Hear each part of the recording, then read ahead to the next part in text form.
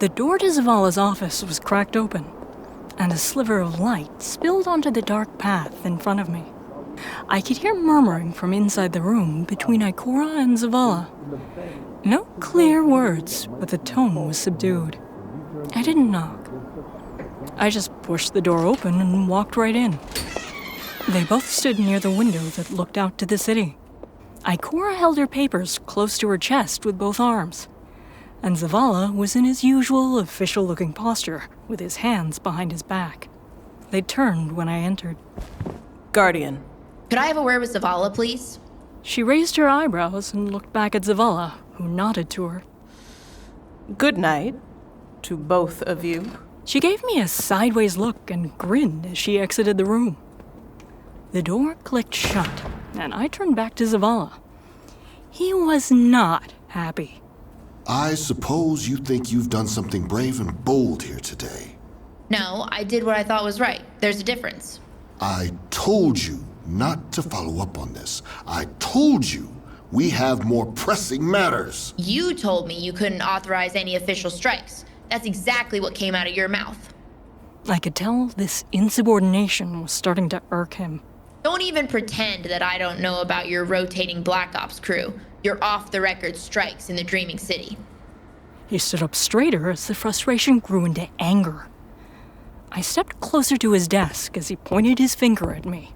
I give the Guardians a wide berth to pursue their own goals as long as the city stays safe. What you did today puts all of our efforts in jeopardy, and I won't have it. Don't lecture me, Zavala. I stood by the Vanguard when the Drifter tried to poison us. I leaned closer to him as our eyes locked.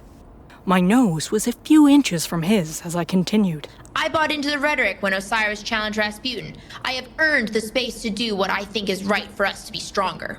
No, you haven't. He slammed his fist onto his desk, sending documents flying everywhere. What we need right now is for Guardians and civilians alike to have faith in the Traveler. Faith in the Vanguard, even if that might seem false at the moment. When you turned Saint 14 against us, that's where you lost every bit of cachet you thought you had. Faith? That was his justification for avoiding all of this? Faith? You want to talk about faith?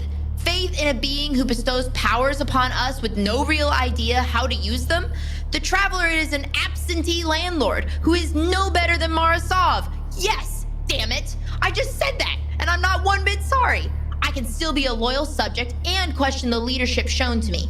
I can still have faith in a silent white ball of light in the sky and be skeptical of its motives. I didn't flinch a bit as my voice became firmer.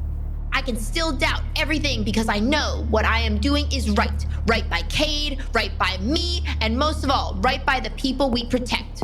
I stood back and pointed out the window. Look at you, standing in front of that window silently praying to a god that has grown bored with us. And why? Because it has no voice. Zavala stood back up and away from the desk, narrowing his eyes at me. I could see I struck a chord. Ever since the Red War, we have no one to take our fears to, no one to offer solace in our times of doubt, no gentle voice of peace and calm in the face of constant turmoil. When the speaker died, we lost our only real visual connection to the Traveler. We lost that someone to help us define sacrifice and devotion for each and every one of us. Even if in our core we felt the tiny whispers telling us it was fake most of the time, we fooled ourselves into believing it. And now what do we have? Doubt, division, anger, constant conflict on all sides, while we Guardians stand in the midst of it all, trying to help others and quell their own doubts and fears. I stepped back into his desk and bumped it hard. And our own questions go unanswered! Did that rock in space ever really answer the why of Cade's death? No. We didn't get one because there was no speaker to give us the consoling words. No one around to speak softly to our screens and extinguish the fire that came from losing him. I watched Cade die. I watched his light fade because I wasn't fast enough to get to him, to help him. I lowered my head and swallowed my own tears, nearly choking on the bitter taste. So here we are, left to our own devices, bestowed with immortality and superpowers from a mute deity. I turned back to him again, and I could feel something within him. Something I hadn't expected, but I did expect his next words. Get Out of my sight. Get out of the tower and don't come back. I cannot abide insubordination from a Guardian in general. He lowered his tone to a simmering, rage-filled hiss with a burning fury kindled by the perception of treason. But to have it come from a fellow Awoken and from someone as honored as you, it scars my soul to the very core to know I cannot trust one of my own kind.